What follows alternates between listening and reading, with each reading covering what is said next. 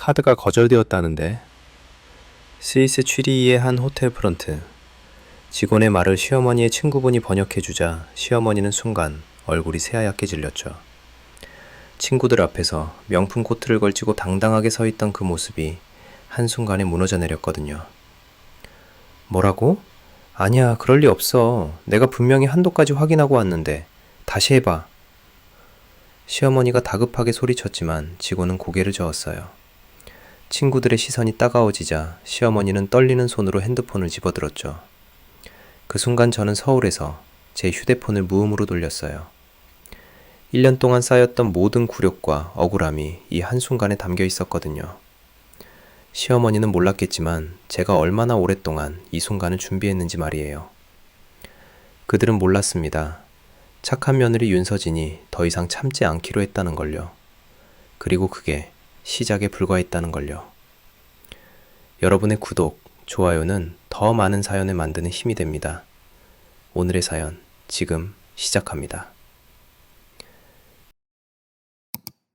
안녕하세요. 저는 윤서진이라고 해요. 서울 서대문구에서 남편, 아이와 함께 살고 있는 34살 워킹맘이거든요. 외국계 회계법인에서 일하고 있어서 숫자에는 좀 밝은 편이에요. 그런데 제가 아무리 숫자에 밝아도 제 통장에서 빠져나가는 돈의 행방을 추적하기가 쉽지 않더라고요. 2024년 봄부터였을 거예요. 제 핸드폰에서 카드 결제 알림이 하루에도 몇 번씩 울리기 시작했거든요. 처음에는 내가 뭘 샀나 하며 확인해봤는데 기억에 없는 결제들이 자꾸 보이더라고요. 여보, 이건 뭐예요? 명동백화점에서 150만 원. 그날 저녁 남편 재훈이가 퇴근하자마자 물어봤어요. 그런데 재훈이는 잠깐 당황하더니 이렇게 말하더라고요. 아, 그거 엄마가 잠깐 쓰신 거야. 엄마가요? 언제부터 어머니가 우리 카드를 쓰시게 된 거예요? 가족 카드니까 그냥 급할 때만 쓰신다고 하셨어. 가족 카드라니요.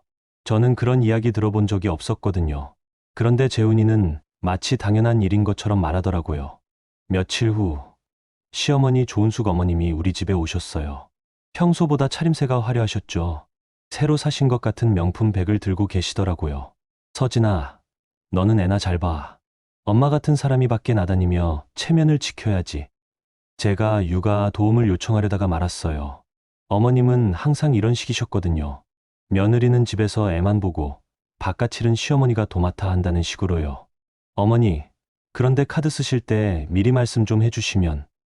뭐, 며느리가 시어머니한테 용돈 갖다 바치는 것도 아니고 카드 쓴다고 허락받아야 해? 어머님의 목소리가 차갑게 식었어요. 재훈이는 옆에서 아무 말도 하지 않았고요. 그런 게 아니라 가게 관리를 제가 하다 보니까 가게 관리는 내가 하지만 가족 체면은 내가 책임져야지.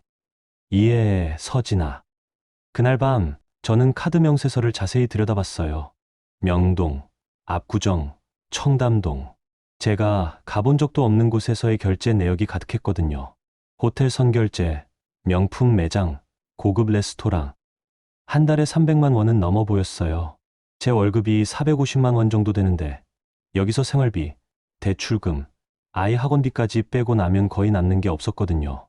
그런데 어머님이 쓰시는 돈까지 합치면 이건 좀 심각하다. 저는 조용히 캡처를 시작했어요. 날짜별로, 금액별로, 장소별로 정리해서 폴더에 모아두기 시작했거든요. 당장 뭘 할 수는 없었지만 일단 기록은 남겨둬야 할 것 같았어요. 몇 주 후 또다시 고액 결제 알림이 왔어요. 이번에는 강남 호텔 레스토랑에서 80만 원이었죠. 여보, 이번엔 또 뭐예요? 엄마가 친구분들이랑 식사하신 거래. 친구분들 식사를 왜 우리 카드로 해요? 엄마가 체면이 있으시잖아. 친구들 앞에서 재훈이의 말이 끝나기도 전에 제 핸드폰이 또 울렸어요. 이번에는 백화점에서 230만 원. 하루에 2번이나 고액 결제가 된 거죠. 이건 너무하지 않아요? 하루에 300만 원 넘게 쓰시는 게. 서진아, 엄마가 평생 고생하시면서 키워주신 거 알지? 이제 좀 편하게 해드리면 안 되겠어? 편하게 해드리는 것과 제 카드를 무제한으로 쓰시는 건 다른 문제 아닌가요? 하지만 재훈이는 제가 뭐라고 하면 항상 엄마니까로 모든 걸 덮어버리더라고요. 어느 날 밤 저는 친구 보람이에게 전화를 걸었어요. 보람이는 제 직장 동료이면서 오래된 친구거든요. 보람아, 나 좀 답답해서 그래. 왜? 무슨 일이야? 상황을 쭉 설명해 주니까 보람이가 한마디로 정리해 주더라고요. 서진아, 그거 가족 카드가 아니라 너 카드를 도용하는 거야. 명의자 동의 없이 타인이 사용하면 무단 사용이라고. 하지만 시어머니인데, 시어머니든 누구든 법적으로는 무단 사용이야. 더군다나 한 달에 몇백만 원씩. 이건 단순 용돈 수준이 아니잖아. 보람이 말이 맞았어요. 저는 그동안 가족이니까, 시어머니니까 하며 참아왔지만 냉정하게 보면 제 경제권이 침해당하고 있는 거였어요. 그럼 어떻게 해야 할까? 일단 증거부터 더 확실히 모아. 그리고 타이밍을 잘 잡아서 한 번에 정리해야 해. 중간에 흐지부지되면 더 힘들어져. 그날 밤 저는 지난 6개월간의 명세서를 모두 출력했어요. 형광펜으로 어머님이 사용하신 부분을 표시하니까 총 금액이 1,800만 원 정도 나왔더라고요. 저희 가정 소득의 4개월치였어요. 한 번만 더, 정말 한 번만 더 이런 일이 생기면 절대 참지 않겠다. 마음속으로 이렇게 다짐했어요. 그런데 그 한 번 더가 생각보다 빨리 찾아올 줄은 몰랐거든요. 밤늦게 아이가 잠든 후 저는 침대에 누워 천장을 바라봤어요. 카드 결제 알림이 울릴 때마다 가슴이 철렁했던 그 느낌이 이제는 너무 익숙해져 있었어요. 마치 조건반사처럼 핸드폰 소리만 들려도 또 얼마나 빠져나갔을까 하는 생각부터 들더라고요. 그때 문득 깨달았어요. 제가 왜 이렇게 살아야 하는지 말이에요. 2025년 1월 새해가 시작되자마자 어머님께서 특별한 계획이 있다고 하셨어요. 서진아, 내가 친구들이랑 스위스 여행 가려고 해. 스위스요? 응. 평생 한번 가보고 싶었거든. 이제 나이도 있으니까 건강할 때 가봐야지. 어머님의 표정이 평소보다 들떠 보였어요. 그런데 뭔가 불안한 예감이 들더라고요. 언제쯤 가시는데요? 다음 주부터 2주 정도. 패키지 여행이야. 경비는 그야 당연히 가족 카드로 해결하지. 너희가 효도 여행 보내주는 거야. 역시나였어요. 저는 속으로 한숨을 쉬었지만 재훈이 앞에서는 내색하지 않았어요. 며칠 후 어머님이 출국하셨어요. 공항에서 보내드릴 때까지는 평온했죠. 그런데 스위스에 도착하신 다음 날부터 제 핸드폰이 난리가 나기 시작했어요. 첫 번째 사진이 온 게 현지 시각으로 오후쯤이었을 거예요. 카톡으로 사진이 왔는데 어머님이 취리 시내 호텔 로비에서 포즈를 취하고 계신 모습이었어요. 그런데 저는 사진을 보자마자 깜짝 놀랐거든요. 어머님이 입고 계신 코트가 제가 작년에 사둔 명품 코트였어요. 거기다 들고 계신 가방도 제 것이었고요. 언제 가져가신 건지 모르겠지만 분명히 제 옷장에 있던 옷들이었어요. 호텔이 정말 좋네. 친구들이 모두 부러워해. 사진과 함께 온 메시지였어요. 그런데 30분 뒤에 또 다른 메시지가 왔어요. 서진아, 호텔비가 생각보다 비싸다. 카드 한도 좀 올려줘. 제 심장이 철렁 내려앉았어요. 이미 카드 한도가 500만 원이었거든요. 거기서 더 올린다고요? 어머니, 한도가 벌써 500만 원인데요. 500만 원으로는 부족해. 호텔도 비싸고 쇼핑도 해야 하고 1,000만 원 정도로 올려줘. 1,000만 원이요? 저는 잠깐 어지럽더라고요. 어머니, 그건 좀... 뭐가 좀이야? 내가 평생 해외여행 한 번 못 가봤는데 이번 기회에 제대로 좀 하면 안 돼? 재훈이에게 상의해보려고 했는데 재훈이는 회사 워크샵으로 부산에 가 있었어요. 전화를 걸어봤지만 받지 않더라고요. 그날 저녁 보람이가 집에 놀러 왔어요. 아이 봐주면서 이야기를 들어보니까 답답하다며 한마디 하더라고요. 서진아, 이제부터는 감정이 아니라 절차로 접근해. 절차요? 응. 너가 지금까지 참은 건 가족이니까 그런 거잖아. 그런데 상대방은 그런 마음을 이용해서 내 경계선을 계속 넘고 있어. 이럴 때는 냉정하게 절차와 원칙으로 대응해야 해. 보람이 말이 맞았어요. 저는 그동안 가족이니까, 어머니니까 하면서 감정적으로 참아왔는데 상대방은 그런 제 마음을 당연하게 여기고 있었거든요. 그럼 구체적으로 어떻게 해야 할까? 우선 카드 한도는 절대 올려주지 마. 그리고 지금까지의 사용 내역을 정확히 정리해둬. 나중에 필요할 거야. 그날 밤 스위스에서 또 카톡이 왔어요. 이번엔 사진이 여러 장이었는데 어머님이 친구분들과 함께 고급 레스토랑에서 식사하시는 모습이었어요. 그런데 사진 설명이 가관이었어요. 며느리가 효도 여행 보내줘서 이렇게 잘 지내고 있어요. 며느리가 효도 여행을 보내줬다고요? 제가 언제 그런 약속을 했나요? 게다가 친구분들께 그런 식으로 말씀하시다니. 다음날 아침 재훈이한테 전화가 왔어요. 서진아, 엄마가 카드 한도 올려달라고 하시던데. 여보, 그거 좀 심각한 것 같아요. 벌써 500만 원인데 1000만 원까지 올린다고요? 엄마가 평생 해외여행 한 번 못 가보셨잖아. 이번 기회에 좀 편하게 해드리면 안 될까? 또 엄마니까였어요. 저는 정말 화가 났지만 꾹 참았어요. 여보, 그럼 여행 경비를 미리 말씀해 주셨으면 준비를 했을 텐데. 갑자기 한도를 2배로 올리라고 하시면. 엄마가 체면이 있으시잖아. 친구들 앞에서 카드가 막히면 어떻게 해? 체면이요. 그 체면을 위해서 제가 빚을 져야 한다는 건가요? 알겠어요. 생각해 볼게요. 전화를 끊고 나서 저는 한참을 가만히 앉아 있었어요. 창밖을 바라보니까 1월의 차가운 바람이 나뭇가지를 흔들고 있었거든요. 마치 제 마음처럼 흔들리고 있는 것 같았어요. 그때 보람이한테서 메시지가 왔어요. 서진아, 어제 이야기 생각해 봤는데 카드 한도 올려주면 절대 안 돼. 지금 선을 긋지 않으면 계속 그럴 거야. 그리고 혹시 모르니까 카드사 연락처 저장해둬. 언제든 사용정지 걸 수 있거든. 사용정지요? 그런 생각은 해본 적이 없었어요. 그런데 보람이 말을 듣고 보니까 제가 가지고 있는 선택권이기도 했거든요. 오후에 스위스에서 또 연락이 왔어요. 서진아, 한도 언제 올려줄 거야? 친구들이 쇼핑 가자고 하는데. 쇼핑까지요? 저는 더 이상 참을 수 없었어요. 어머니, 카드 한도는 올릴 수 없을 것 같아요. 뭐라고? 왜? 현재 한도로도 충분히 여행하실 수 있을 것 같은데요. 야, 윤서진. 내가 지금 나한테 이러는 거야? 어머님의 목소리가 전화기 너머로도 차갑게 들렸어요. 시어머니가 해외여행 가는데 며느리가 돈 아낀다고. 너 그럼 친구들한테 뭐라고 말하라는 거야? 어머니, 그런 게 아니라. 아니라기는 너 지금 나를 망신 주려고 하는 거지. 전화가 끊어졌어요. 저는 떨리는 손으로 핸드폰을 내려놓았어요. 그날 밤 재훈이한테서 전화가 왔어요. 서진아, 엄마가 엄청 화나셨어. 왜 한도를 안 올려줬어? 여보, 우리 형편 알잖아요. 카드 한도를 1000만 원까지 올릴 수 없어요. 엄마가 체면 좀 세워드려야지.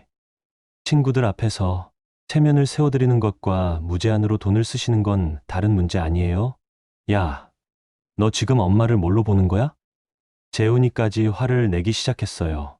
결국 전화를 끊고 나서 저는 한참을 울었어요. 그런데 울고 나니까 오히려 마음이 차가워지더라고요. 이제 정말로 선택해야 할 시간이 온 것 같았어요. 그날 밤 11시쯤이었을 거예요. 아이가 잠든 후 저는 조용히 거실로 나왔어요. 테이블 위에 놓인 핸드폰을 바라보다가 마침내 결심을 굳혔어요. 카드사 고객센터 번호를 누르면서도 손이 떨렸어요. 정말로 이렇게 해도 되는 건지, 돌이킬 수 없는 선을 넘는 건 아닌지, 수많은 생각이 머릿속을 스쳐 지나갔거든요. 안녕하세요. 신한카드 고객센터입니다. 안녕하세요. 카드 사용 정지를 하려고 하는데요. 분실이나 도난이신가요? 아니요. 명의자가 직접 사용 정지를 요청하는 거예요. 상담원이 잠깐 당황하는 것 같았어요. 분실도 아니고 도난도 아닌데 사용 정지를 요청하는 경우는 흔하지 않을 거거든요. 어떤 이유로 사용 정지를 원하시는지 여쭤봐도 될까요? 타인이 무단으로 사용하고 있어서요. 아, 그렇다면 즉시 정지 처리 도와드리겠습니다. 본인 확인 먼저 해보겠습니다. 본인 확인을 마치고 나서 상담원이 절차를 안내해 주더라고요. 사용 정지 처리 완료되었습니다. 혹시 무단 사용에 대한 이의 신청이나 추가 문의 사항이 있으시면 언제든 연락 주세요. 혹시 이 통화 내용이 녹음되나요? 네, 서비스 품질 향상을 위해 녹음되고 있습니다. 그럼 무단 사용 신고로 접수해 주실 수 있나요? 네, 접수 가능합니다. 접수증 필요하시면 문자로 발송해 드릴게요. 전화를 끊고 나서 저는 깊게 숨을 내쉬었어요. 돌이킬 수 없는 강을 건넌 기분이었어요. 그 다음엔 지난 1년간의 카드 사용 내역을 정리하기 시작했어요. 어머님이 사용하신 부분만 따로 엑셀 파일로 만들어서 날짜별, 금액별, 업종별로 분류했거든요. 새벽 2시까지 작업하니까 총 2100만 원 정도가 나왔어요. 상습적 무단 사용이라고 봐도 될 만한 패턴이었어요. 단순히 급할 때 한두 번 쓰신 게 아니라 거의 매일같이 사용하신 기록이 있었거든요. 새벽 3시경에 스위스에서 전화가 걸려왔어요. 어머님이셨죠. 윤서진, 너 지금 뭔 짓을 한 거야? 어머니, 무슨 말씀이신가요? 카드가 안 돼. 호텔에서 뭐라고 하는지 알아? 어머님의 목소리가 평소와 완전히 달랐어요. 다급하고 화가 나 있으면서도 어쩔 줄 몰라 하시는 것 같았어요. 사용정지를 걸었어요. 사용정지를 왜 걸어? 내가 지금 외국에 있는데 명의자 동의 없이 사용하시는 건 무단 사용이에요. 무단 사용? 야, 나 너 시어머니야. 시어머니라고 해서 제 카드를 무제한으로 쓸 수는 없어요. 전화 너머로 어머님이 친구분들과 뭔가 이야기하시는 소리가 들렸어요. 상황을 설명하시는 것 같았는데 목소리가 점점 작아지더라고요. 너 지금 나를 망신 주려고 이러는 거야? 친구들 앞에서 카드가 막혀서 어떻게 해? 어머니, 여행 경비는 미리 준비해 가시는 거 아니었나요? 준비해 갔지. 그런데 부족하니까 카드를 쓰는 거잖아. 그럼 현금이나 어머니 카드로 하시면 되잖아요. 내 카드로는 한도가 부족해. 그 순간 저는 확신했어요. 어머님이 애초에 제 카드에 의존해서 여행 계획을 세우신 거였어요. 어머니, 이미 사용정지 처리했으니까 다른 방법을 찾으세요. 야, 윤서진, 너 지금 나한테 이러는 거야? 저는 말없이 전화를 끊었어요. 그리고 핸드폰을 무음으로 돌렸어요. 그 후로 30분 간격으로 계속 전화가 걸려왔어요. 부재중 통화가 쌓이는 걸 보니까 50통이 넘어가더라고요. 새벽 4시쯤에는 재훈이한테서도 전화가 왔어요. 야, 윤서진, 너 지금 뭐 하는 거야? 자고 있었는데요. 자고 있었다고? 엄마가 호텔에서 쫓겨날 뻔했다는데. 쫓겨날 뻔했다고요? 카드가 막혀서 결제가 안 되니까 호텔에서 난리가 났어. 그냥 풀어줘, 지금. 재훈이의 목소리가 평소와 완전히 달랐어요. 거의 소리를 지르는 수준이었어요. 여보, 저도 명의자예요. 제 카드를 언제 어떻게 사용할지 결정할 권리가 있어요. 권리가 뭐야, 권리가. 엄마가 지금 외국에서 망신당하고 있는데 그건 어머니가 해결하실 문제죠. 너 진짜 이럴 거야? 네, 이럴 거예요. 재훈이가 전화를 끊었어요. 그리고 10분 후에 문자가 왔어요. 너 정말 인간이야?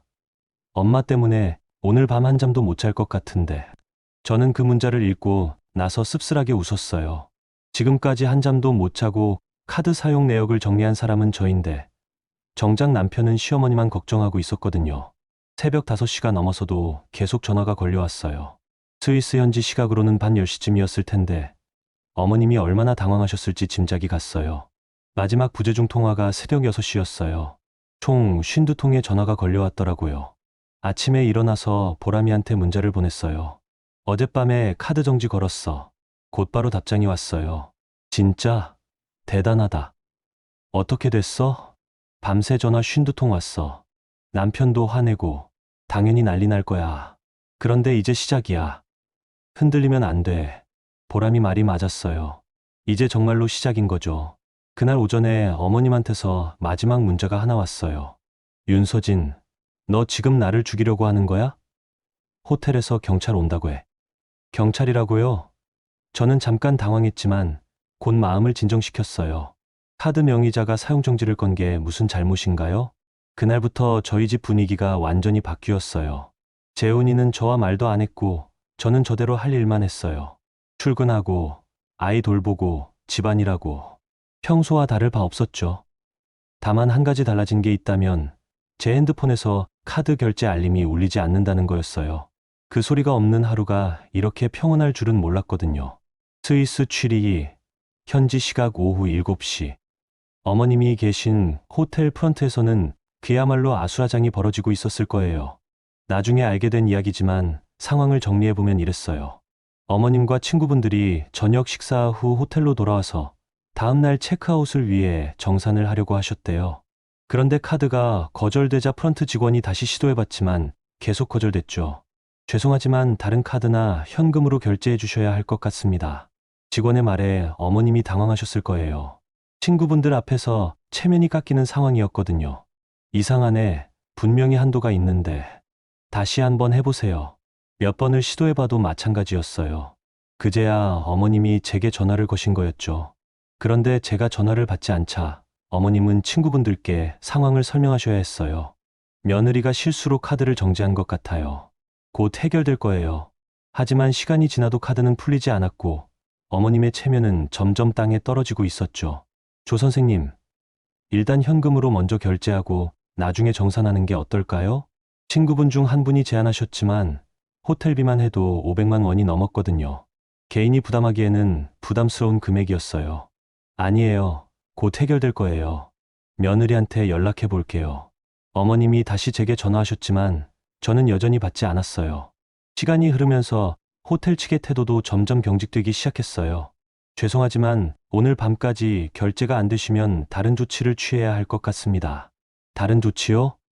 신분 확인과 추가 보증금 요구, 그리고 POC 관련 기관에 신고를 해야 할 수도 있습니다. 관련 기관이라는 말에 어머님이 완전히 당황하셨을 거예요. 스위스는 금융 사기에 대해서 매우 엄격한 나라거든요. 잠깐만요. 제가 한국에 전화해 볼게요. 어머님이 다시 저희 집으로 전화하셨는데 재훈이가 받았어요. 재훈아, 엄마야.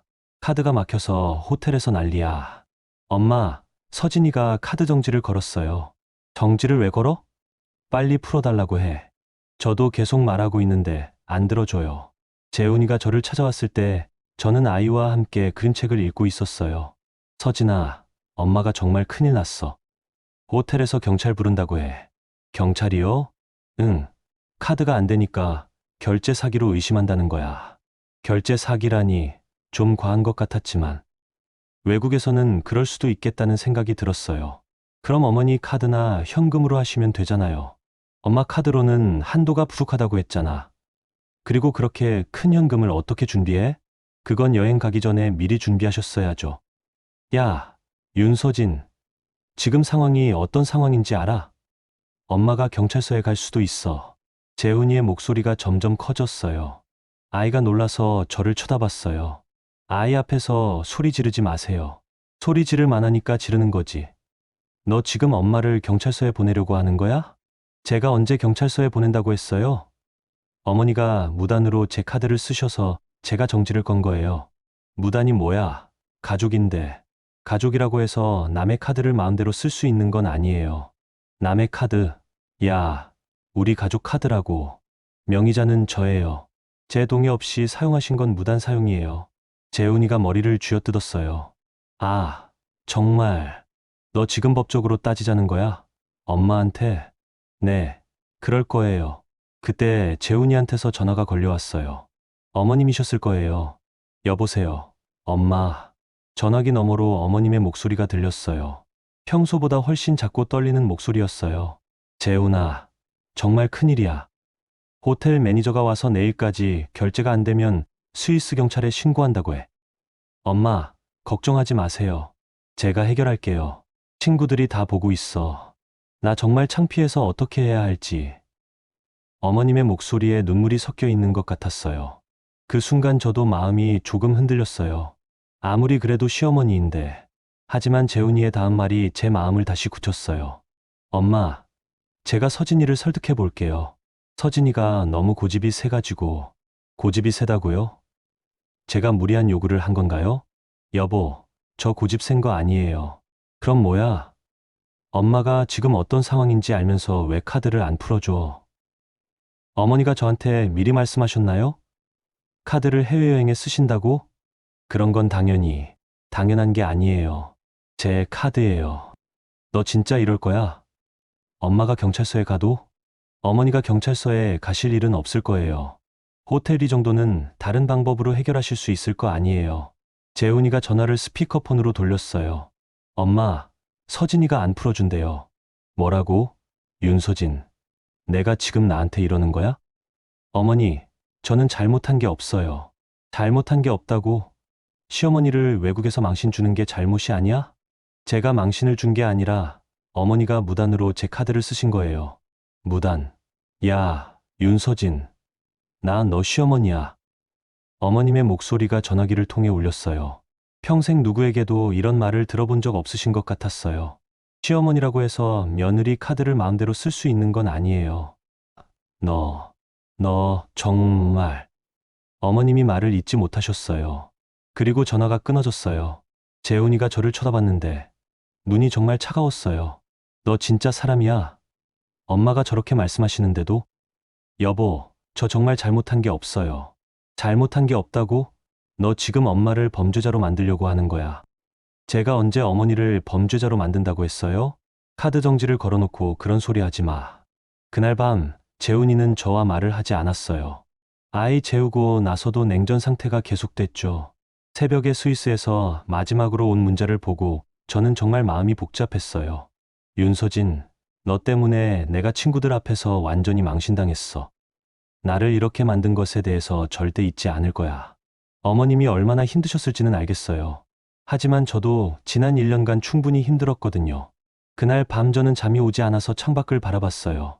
정말로 제가 나쁜 며느리인 걸까요? 다른 방법은 없었을까요? 하지만 결국 이렇게 된 이상 끝까지 가봐야겠다는 생각이 들었어요. 여러분, 어떠세요? 서진 씨의 이야기 들어보니까 마음이 정말 복잡하시죠? 1년 동안 참아왔던 서진 씨의 마음도 이해가 되고, 그렇다고 해서 스위스에서 곤란해지신 시어머니 상황도 쉽게 넘어갈 수는 없고, 이런 딜레마 상황에서 여러분이라면 어떻게 하셨을까요? 아마 서진 씨도 정말 힘들었을 거예요.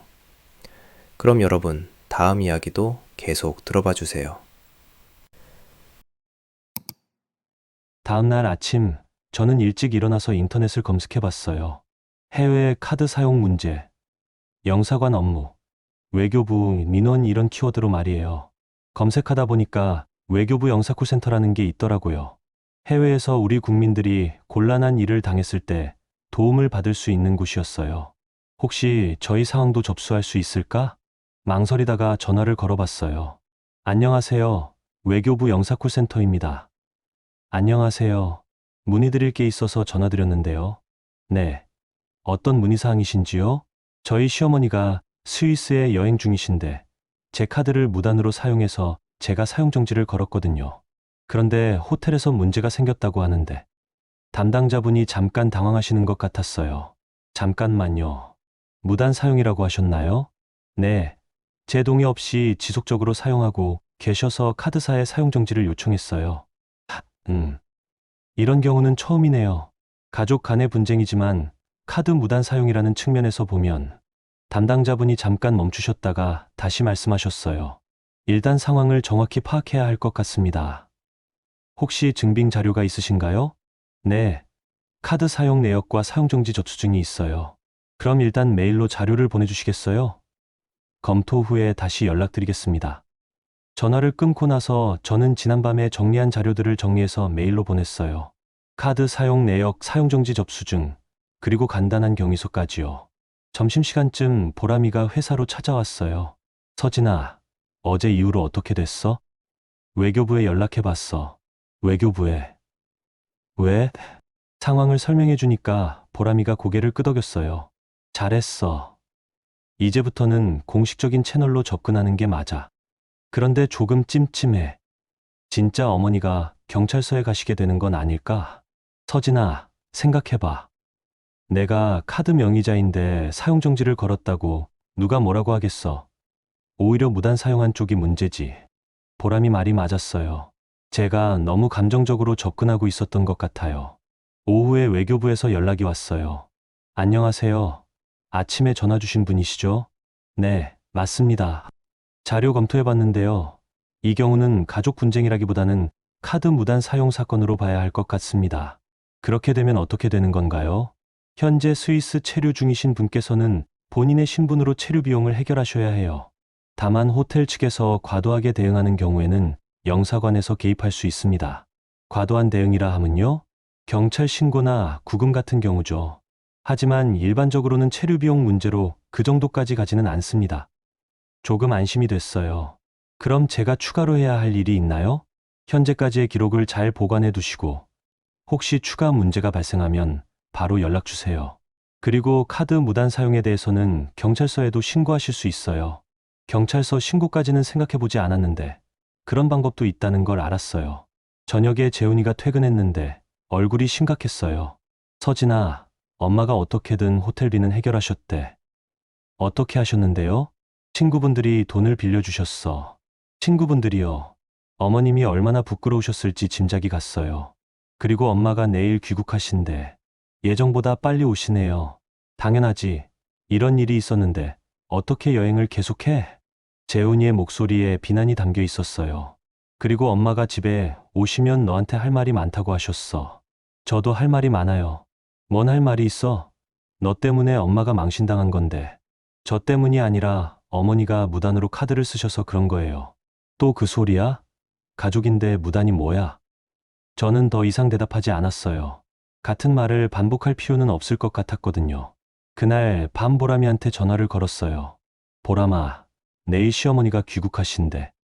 그러면 본격적인 대면이 시작되겠네. 준비는 됐어? 무슨 준비? 너의 입장을 명확히 정리해야 해. 감정적으로 휘둘리면 안 돼. 보람이가 조언해줬어요. 첫째, 내가 잘못한 게 없다는 점을 분명히 해야 해. 둘째, 앞으로 이런 일이 재발하지 않도록 원칙을 세워야 해. 셋째, 감정적인 공격에 휘둘리지 말고 사실만 이야기해야 해. 근데 시어머니인데, 서진아, 시어머니든 누구든 내 경제권을 침해할 권리는 없어. 그리고 지금 상대방은 내가 양보해 줄 거라고 확신하고 있어. 여기서 밀리면 평생 이런 식으로 살아야 해. 보람이 말이 맞았어요. 이제 정말로 중요한 순간이 온 것 같았어요. 다음 날 재훈이한테서 연락이 왔어요. 엄마 도착했어. 집에 오실 거야. 언제요? 지금 택시 타고 오는 중이야. 심장이 뛰기 시작했어요. 드디어 직면해야 할 순간이 왔네요. 그리고 서진아, 엄마한테 사과해야 해. 저는 사과할 일이 없어요. 아직도 그런 소리 해. 엄마가 얼마나 화나셨는지 알아? 제가 화난 이유는 왜 묻지 않으세요? 재훈이가 말을 못했어요. 1시간 후 초인종이 울렸어요. 드디어 시작인가 봅니다. 문이 열리자마자 어머님의 얼굴이 보였어요. 평소보다 훨씬 피곤해 보이셨고 눈가에는 화가 가득했어요. 윤서진. 어머님이 제 이름을 부르는 목소리가 평소와 달랐어요. 경어도 없고 차갑기 그지없었거든요. 어머니, 들어오세요. 어머님은 대답도 하지 않으시고 거실로 들어가셨어요. 재훈이가 뒤따라 들어오면서 저를 힐끗 쳐다봤는데 눈빛이 잘 해결해라 하는 식이었어요. 앉으세요, 어머니. 앉으라고. 내가 나한테 앉으라고 해? 어머님의 목소리가 떨렸어요. 분노 때문인지 피로 때문인지 모르겠지만요. 어머니, 여행 힘드셨죠? 힘들었지. 내 평생에 그런 망신은 처음이었어. 어머님이 소리를 지르셨어요. 아이가 놀라서 제 뒤로 숨었어요. 윤서진, 너 지금까지 나한테 어떻게 해온 건지 알아? 어머니, 저는 잘못한 게 없다고. 시어머니를 외국에서 망신 준 게 잘못이 아니야? 재훈이가 옆에서 거들었어요. 엄마, 진정하시고. 서진이도 사정이 있었을 거예요. 사정이 뭐가 있어? 카드 한도 올려달라는데 못 올려줄 사정이 뭐가 있냐고. 저는 준비한 말을 차근차근 꺼내기 시작했어요. 어머니, 저는 지난 1년간 어머니께서 제 카드를 사용하시는 걸 알고 있었어요. 알고 있으면서 왜 그때는 가만히 있다가 지금 와서 이래? 처음에는 가족이니까 참았어요. 그런데 점점 금액이 커지고 횟수도 늘어났거든요. 어머님이 코웃음을 치셨어요. 금액이 크다고? 너희가 벌어들이는 돈에 비하면 얼마나 된다고? 어머님, 지난 1년간 총 2,100만 원을 사용하셨어요. 제가 구체적인 숫자를 말하자 어머님이 잠깐 멈추셨어요. 그게 그렇게 맞나? 저희 월소득의 4개월치예요. 재훈이도 깜짝 놀라는 표정이었어요. 아마 정확한 금액을 몰랐던 것 같아요. 그리고 제가 가장 화가 났던 건 따로 있어요. 뭔데? 저는 핸드폰을 꺼내서 지난달 카톡 내역을 보여드렸어요. 여보, 시어머니한테 카드 비밀번호를 알려준 거 맞죠? 재훈이가 당황했어요. 그건 엄마가 급하다고 하셔서. 급해서요? 제 동의도 없이? 어머님이 재훈이를 쳐다보셨어요. 재훈아, 내가 비밀번호를 알려준 거야? 엄마가 급하다고 하셔서. 그리고 한두 번만 쓴다고 하셨잖아요. 한두 번만 쓴다고요? 제가 정리한 자료를 테이블에 펼쳤어요. 이게 한두 번이에요? A사 용지 3장에 빼곡히 적힌 사용 내역을 보시더니 어머님의 표정이 변했어요. 이건 내가 다 쓴 게 아니야.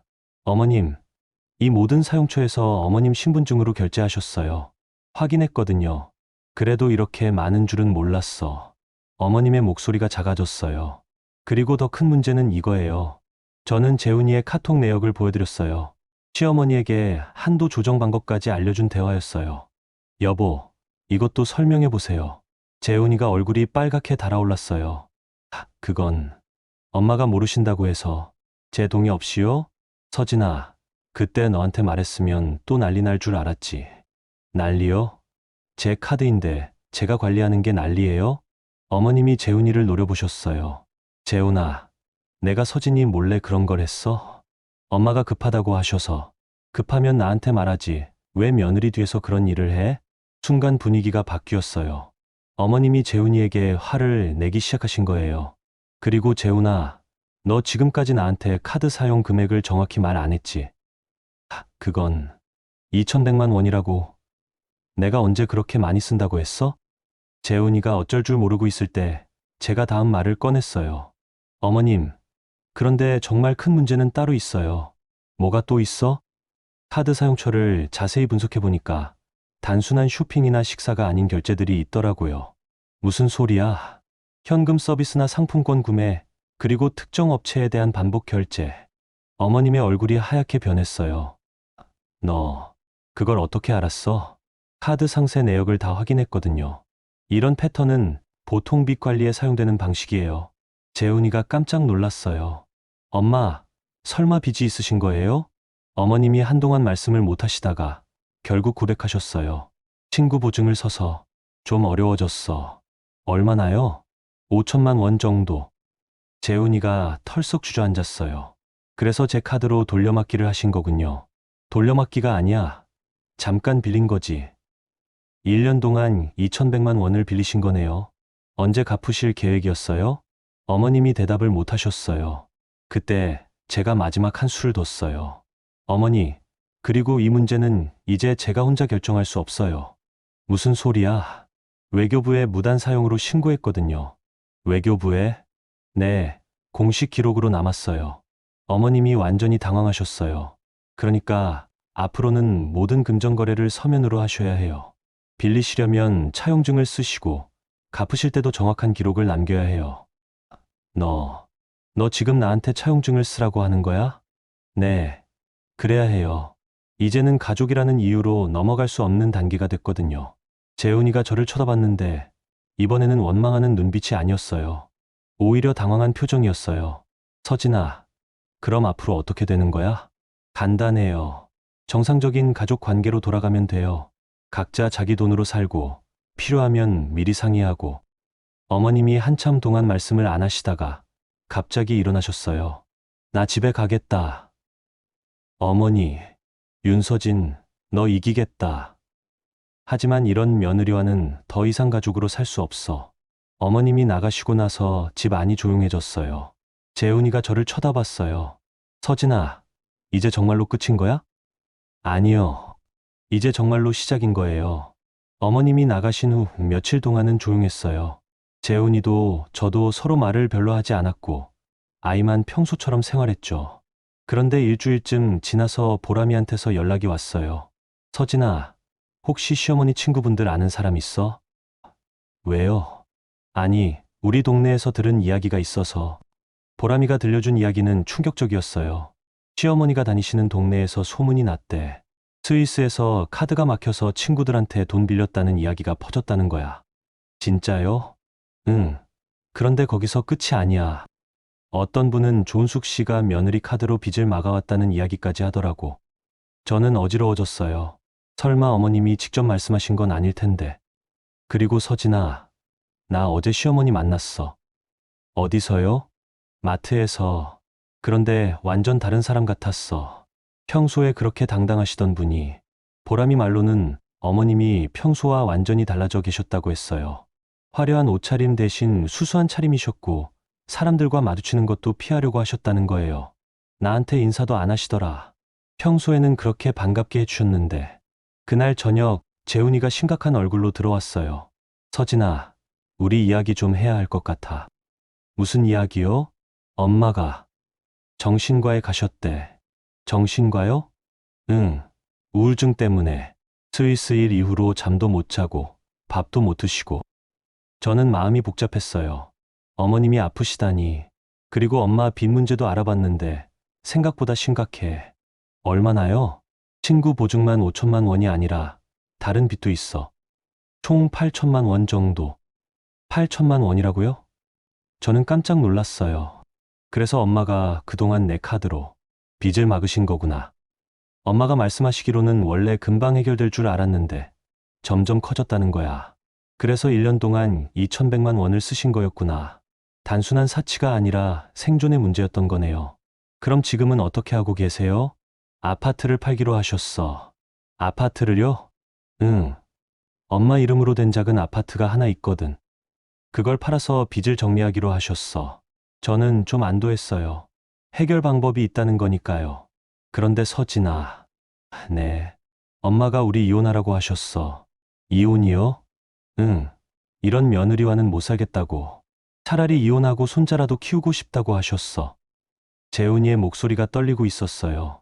여보는 어떻게 생각해요? 나는 잘 모르겠어. 잘 모르겠다고요? 솔직히 말하면 엄마 편도 이해가 되고 내 편도 이해가 되거든. 재훈이가 한숨을 쉬었어요. 엄마는 평생 고생하시면서 살아오셨잖아. 그런데 마지막에 이런 일을 당하시니까. 그런데 저는 뭐예요? 1년 동안 제 돈으로 어머니 빚을 막아드린 건데 그것도 맞아. 재훈이가 머리를 쥐어뜯었어요. 아, 정말 어떻게 해야 할지 모르겠어. 그때 제가 결정적인 말을 했어요. 여보, 한 가지만 답해주세요. 뭔데? 제가 카드 정지를 건 게 잘못된 일이었나요? 재훈이가 한참 생각하다가 대답했어요. 아니, 내 입장에서는 당연한 일이었어. 그럼 어머니가 제 동의 없이 카드를 쓰신 게 맞는 일이었나요? 그것도 맞지 않았지. 그럼 결론은 나온 거 아니에요? 재훈이가 고개를 들었어요. 뭔데? 제가 잘못한 게 없다면 사과할 이유도 없고 이혼할 이유도 없어요. 하지만 어머니가 받아들이지 않으신다면 그건 어머니 선택이에요. 저는 마음을 정리했어요. 여보, 저는 가족이 되고 싶어요. 하지만 저를 경제적으로 착취하는 관계는 원하지 않아요. 경제적 착취라니. 1년 동안 2,100만 원이면 착취 아니에요? 재훈이가 대답을 못했어요. 다음 날 어머님께서 직접 전화를 주셨어요. 서진아, 나야. 네, 어머니. 내가 미안했다. 순간 제 마음이 흔들렸어요. 저도 어머니께 심한 말씀드린 것 같아서. 아니야, 내가 맞았어. 내가 너무 당연하게 생각했나 봐. 어머님의 목소리가 평소와 달랐어요. 많이 지치신 것 같았어요. 그런데 서진아, 나 이제 정말로 정리하려고 해. 정리요? 아파트 팔고, 빚도 정리하고, 그리고 너희랑도 거리를 두려고. 어머니, 내가 너무 오랫동안 잘못된 생각을 하고 살았나 봐. 며느리가 시어머니 뒷바라지하는 게 당연하다고 생각했는데. 어머님이 말을 잊지 못하셨어요. 그런데 내가 외교부까지 신고한 거 보니까 이건 정말 심각한 문제였구나 싶더라. 어머니, 저는 어머니를 미워한 게 아니에요. 알아. 그런데 내가 너무 많이 망가뜨린 것 같아. 망가뜨렸다고요? 우리 가족을. 재훈이도 중간에서 힘들어하고 너도 힘들고. 어머님이 한숨을 쉬셨어요. 그래서 나 잠깐 시골에 내려가 있을 거야. 마음 정리할 시간이 필요해. 언제까지요? 모르겠어. 아파트 정리하고 빚 문제 해결하고 그 다음에 생각해 볼게. 전화를 끊고 나서 저는 오랫동안 그 자리에 앉아 있었어요. 이게 제가 원했던 결과인가? 어머님이 이렇게까지 상처받으시는 게. 하지만 동시에 이런 생각도 들었어요. 이제야 정직한 관계가 시작된 것 아닐까? 그날 밤 재훈이가 말했어요. 서진아, 엄마가 시골에 내려가신대. 네, 들었어요. 그리고 미안해. 뭐려? 내가 중간에서 제대로 못해서 내 편도 못해주고 엄마 편도 제대로 못해주고. 재훈이가 정말로 미안해하는 것 같았어요. 여보, 이제부터는 우리가 가족의 중심이 되어야 해요. 무슨 말이야? 어머니도 중요하지만 우리 아이와 우리 가정이 먼저예요. 재훈이가 고개를 끄덕였어요. 그리고 어머니께는 제가 직접 사과드릴게요. 사과? 제가 너무 냉정하게 접근한 것 같아요. 가족인데. 그런데 재훈이가 고개를 저었어요. 아니야, 넌 잘못한 게 없어. 내가 이 상황을 만든 거야. 그날 밤 저는 창밖을 바라보며 생각했어요. 이제 정말로 끝일까? 아니면 새로운 시작일까? 한 달이 지났어요. 어머님은 시골에 내려가 계시고 저희는 평온한 일상을 보내고 있었어요. 그런데 어제 재훈이가 특별한 소식을 가지고 왔어요. 서진아, 엄마가 아파트 매매 끝났다고 하셨어. 정말요? 응. 그리고 빚도 다 정리하셨대. 드디어 어머님이 빚 문제를 해결하신 거네요. 저는 마음 한편으로 안도했어요. 그리고 엄마가 올라오신다고 하셨어. 언제요? 내일. 내일이라니 갑작스럽네요. 그런데 엄마가 한 가지 부탁이 있다고 하셨어. 무슨 부탁이요? 널 직접 만나고 싶다고. 둘이서만 만나자고요? 저는 긴장이 되기 시작했어요. 다음날 오후 어머님이 오셨어요. 한 달 전과는 완전히 다른 모습이셨어요. 차림새도 수수하고 표정도 많이 부드러워지셨더라고요. 어머니, 들어오세요. 응, 고마워. 어머님이 거실에 앉으시면서 작은 봉투 하나를 테이블에 놓으셨어요. 이게 뭐예요? 내가 그동안 내 대신 낸 돈이야. 봉투를 열어보니까 수표가 들어있었어요. 2,100만 원이라고 적혀 있더라고요. 어머니, 이게 내가 내 카드로 쓴 돈 전부야. 계산해봤어. 어머니, 이런 것까지 받아. 이건 당연한 거야. 어머님의 목소리가 단호했어요. 그리고 서진아, 내가 너한테 사과하고 싶어. 어머니, 내가 너무 잘못 생각했어. 며느리라고 해서 시어머니를 무조건 도와야 한다고 생각했는데 그게 아니었구나. 어머님이 한숨을 쉬셨어요. 시골에 있으면서 많은 생각을 했어. 내가 왜 그렇게 살았나 싶더라고. 어머니는 잘못하신 게 없어요. 상황이 어려우셔서. 아니야, 잘못했어. 내 동의도 없이 카드를 쓰고 재훈이한테는 숨기라고 하고. 어머님이 고개를 숙이셨어요. 그리고 무엇보다 너를 사람으로 보지 않고 그냥 며느리로만 본 게 잘못이었어. 저는 눈물이 날 것 같았어요. 어머니, 저도 너무 차갑게 대한 것 같아서. 아니야, 내가 맞았어. 외교부까지 신고한 거 처음에는 화가 났는데 나중에 생각해보니까 내가 얼마나 절망적이었으면 그랬겠나 싶더라. 어머님이 제 손을 잡으셨어요. 서진아, 나 이제 진짜로 달라질게. 어머니, 앞으로는 너희한테 패 끼치지 않을게. 그리고 뭔가 필요하면 미리 말하고 빌릴 거면 제대로 빌리고. 어머님이 말씀하시는 동안 저는 지난 1년을 돌아봤어요. 정말 힘들었지만 결국 우리가 여기까지 온 거죠. 그리고 서진아, 하나만 더 부탁이 있어. 네, 말씀하세요. 앞으로 나한테도 말 놓고 지내면 안 될까? 가족인데 너무 격식 차리지 말고. 저는 깜짝 놀랐어요. 시어머니가 며느리한테 말 놓으라고 하시다니. 어머니, 그건 좀. 아니야, 내가 원하는 거야. 우리 진짜 가족처럼 지내자. 저는 잠깐 망설이다가 대답했어요. 그럼. 엄마. 어머님이 환하게 웃으셨어요. 그래, 이제야 며느리 같다. 그때 재훈이가 퇴근해서 들어왔어요. 저희 둘이 웃으면서 이야기하는 걸 보더니 안도하는 표정이었어요. 엄마, 서진이랑 화해하셨어요? 화해가 아니라 내가 사과한 거지. 서진이한테 미안한 일을 많이 했거든. 재훈이가 뭔가 말하려고 하는데 어머님이 먼저 말씀하셨어요. 재훈아, 너도 서진이한테 사과해야 해. 저요? 응. 내가 중간에서 제대로 못해서 서진이가 더 힘들었을 거야. 재훈이가 저를 쳐다봤어요. 서진아, 미안해. 내가 엄마랑 내 사이에서 제대로 중재를 못했어. 여보, 그리고 엄마 편만 들어서 미안해. 내 입장도 충분히 이해했어야 했는데. 저는 가슴이 뭉클했어요. 드디어 우리 가족이 정직해진 것 같았어요. 그런데 재훈아, 앞으로는 서진이 편을 들어야 해. 엄마, 엄마보다 와이프가 먼저야. 내가 그걸 몰라서 우리 가족을 힘들게 했구나. 어머님이 저를 쳐다보셨어요. 서진아, 앞으로 나한테 뭔가 불만이 있으면 바로 말해. 참지 말고. 네, 엄마. 그리고 이제 가족 카드 같은 건 절대 안 할게. 내 카드로만 살 거야.